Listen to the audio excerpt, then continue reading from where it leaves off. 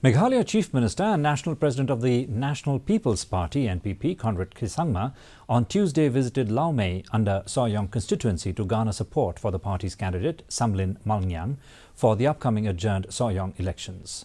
The Chief Minister, while addressing the gathering, said that this election is different from the general election as people already know that there is a NPP-led government and this is the government that will be able to bring development for the people.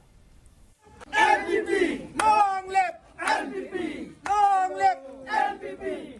Then let us work together and vote for the candidature of Pa Samlin, who is contesting on the NPP party ticket with the symbol of the book.